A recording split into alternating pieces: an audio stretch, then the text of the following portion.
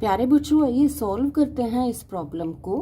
Calculate the current drawn from the battery in the given network. हमारा M है कि हम यहाँ से पहले इक्विवेलेंट रेजिस्टेंस फाइंड आउट कर लें। रेजिस्टेंस आ जाएगा तो यहाँ पे वोल्टेज दी है, करंट हम ओम्स लॉ से फाइंड आउट कर लेंगे। अब इक्विवेलेंट रेजिस्टेंस फाइंड आउट करने के लिए सबसे पहले काउंट कर लें कि रेजिस्टेंसेस कितने हैं।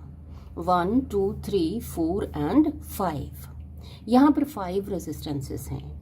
अगर 4 और 5 रेजिस्टेंसेस हों तो पॉसिबिलिटी है कि ये रेजिस्टेंसेस व्हीटस्टोन ब्रिज बना रहे होंगे, लेकिन ज़रूरी नहीं है।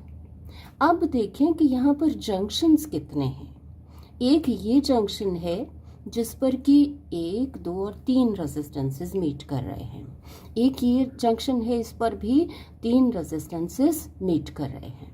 तो 2 ऐसे जंक्शंस हैं जिन पर कि 3 रेजिस्टेंसेस मीट कर रहे हैं। और इसी तरह से एक ये जंक्शन है जिस पर कि एक ये और एक ये 2 रेजिस्टेंसेस मीट कर रहे हैं। यहाँ पर भी 2 रेजिस्टेंसेस मीट कर रहे हैं।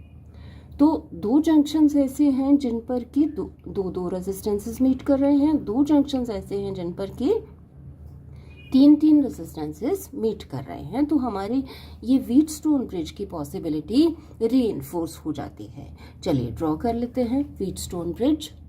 ये हमने 4 पॉइंट्स ड्रॉ कर लिए, A, B, C और D, जिनमें कि A और C के अक्रॉस लगा है ये 4 वोल्ट।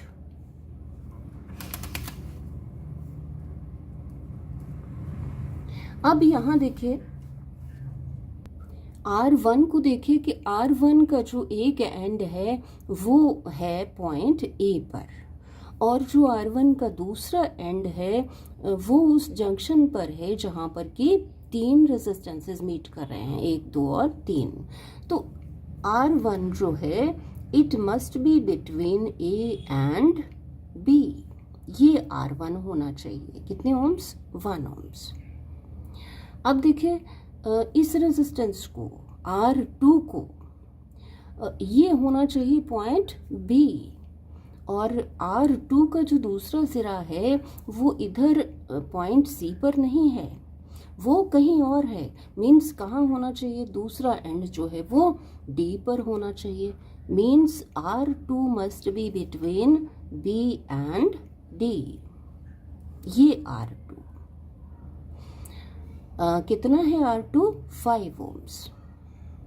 अब देखिए R3 को, R3 का जो ये एंड है वो होना चाहिए, अब यहाँ पे ये D पॉइंट हो गया, तो R3 का जो ये एंड है वो D पर होना चाहिए और दूसरा एंड तो होना चाहिए C पर। तो ये हम R3 ड्रॉ कर लेंगे। R3 का हमें पता लग गया कितना है? 4 ओम्स। अब कौन सा रेजिस्टेंस बचा? R5। R5 का ये एंड B हमने पता लगा लिया, तो R5 जो है it should be between B and C।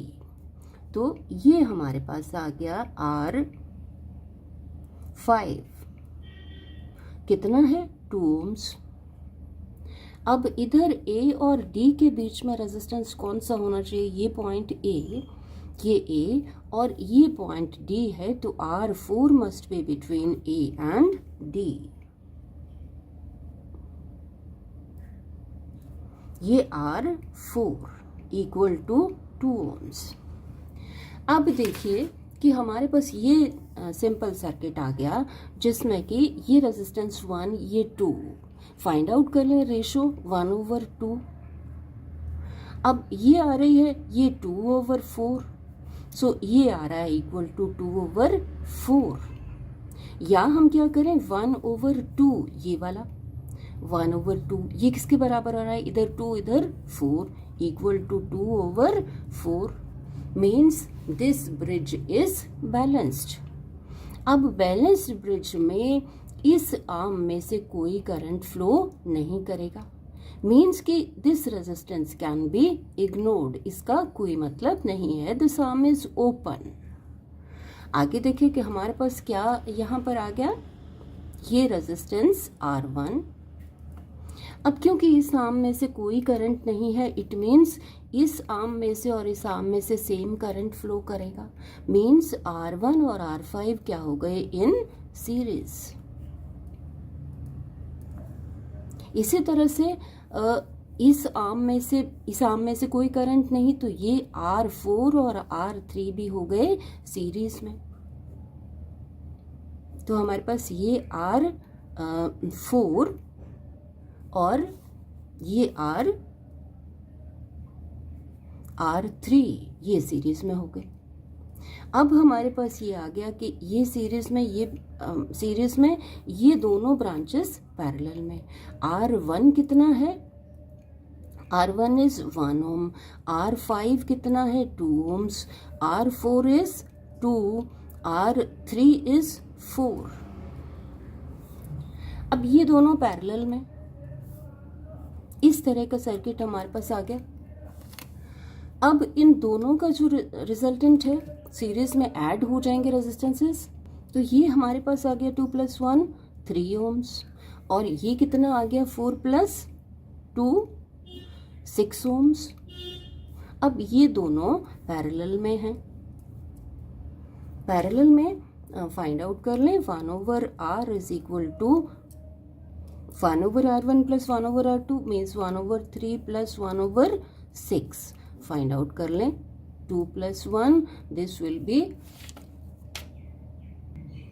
3/6। 1/2 means हमारे पास R कितना आ गया 2 ohms.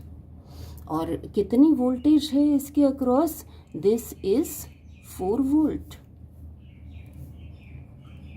V is equal to 4 volt.